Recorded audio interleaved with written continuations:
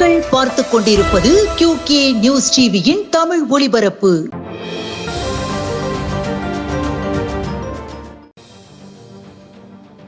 நகர பகுதிகளில் அரசு உதவி பெறும் பள்ளிகளிலும் காலை உணவு விரிவாக்கம்.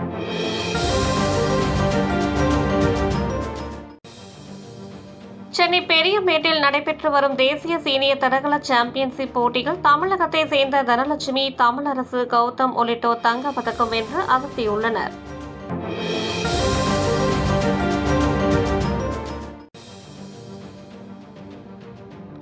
அரக்கோணம் CISF பயிற்சி மையத்தில் தற்காப்பு கலை பயிற்சி நிறைவு விழாவில் பெண் காவலர்கள் தற்காப்பு கலை யுத்திகளை மிடுக்காக செய்து காட்டி அசத்தினர்.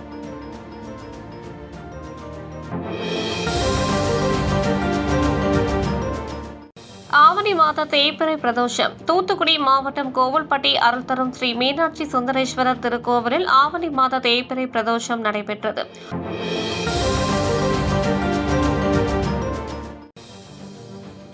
விருதுநகரில் தூய்மை பணியாளர்களுக்கு நலத்திட்ட உதவிகளை தமிழ்நாடு தூய்மை பணியாளர் நலவாரிய தலைவர் திப்பம்பட்டி வே. ஆறுசாமி வழங்கினார். கலெக்டர் சுகபுத்ரா உடன் உள்ளார்.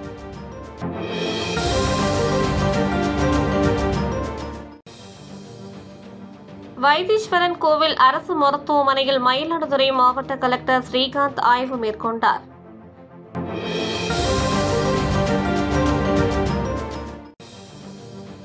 கரூர் மாவட்டம் புலியூர் கவுண்டம்பாளையம் MAM ராமசாமி அரசு உயர்நிலைப் பள்ளியில் நடந்த நான் முதல்வன் உயர்வுக்குப்படி நிகழ்ச்சியில் முதன்மை கல்வி அலுவலர் செல்வமணி பேசினார். உடன் உதவி ஆணையர் கலால் கருணாகரன்.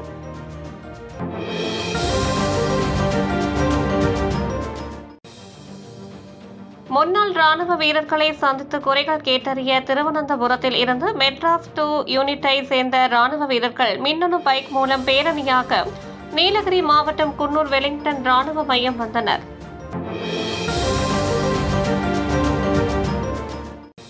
வண்டலூர் அருகே மாம்பாக்கம் முருகநாதீஸ்வரர் திருக்கோவிலில் 3 நிலை ராஜகோபுர திருப்பணிகளுக்கு அமைச்சர் தாமு அன்பரசன் அடிக்கல் நாட்டினார்.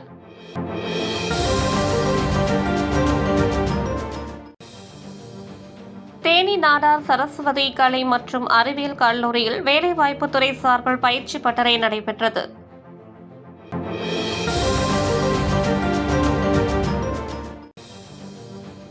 மதுரையில் உங்களுடன் ஸ்டாலின் திட்ட முகாமினை மேயர் இந்திராணி பொன்வசந்த், MLA-க்கள் தளபதி பூமிநாதன் ஆகியோர் தொடங்கி வைத்தார்.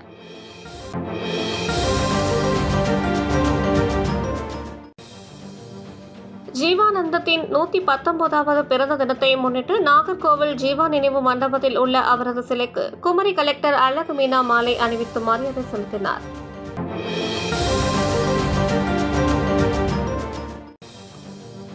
அண்ணா பல்கலைக்கழகம் கிண்டி வளாகத்தில் சென்னை மண்டல கடவுச்சீட்டு அலுவலகம் 3 நாள் சிறப்பு நடமாடும் கடவுச்சீட்டு சேவை முகாமை நடத்தியது. இது கடவுச்சீட்டு சேவைகளை மக்களுக்கு நேரடியாக கொண்டு செல்லும் நோக்கத்தில் நடத்தப்பட்டது.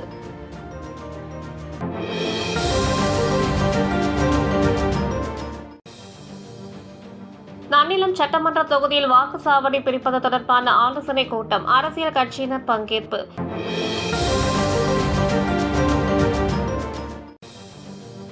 மயிலாடுதுறை மாவட்டம் சீர்காழி தென்பாதியில் அமைந்துள்ள ஸ்ரீ சத்குரு சாய்பாபா தியான ஆலயத்தில் வியாழக்கிழமை காலை சிறப்பு அலங்காரம் நடைபெற்றது.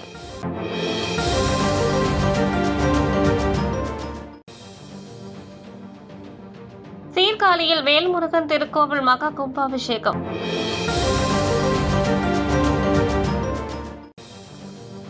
குற்றாலம் பராசக்தி மகளிர் கல்லூரியில் தாவரவியல் துறையை சேர்ந்த டாக்டர் செல்வி, வனிதா, செல்சியா எழுதிய 2 புத்தகங்களை முதல்வர் அமிர்தவல்லி தலைமையில் கோவை தாவரவியல் ஆய்வு மைய விஞ்ஞானி டாக்டர் பழனிசாமி வெளியிட்டார்.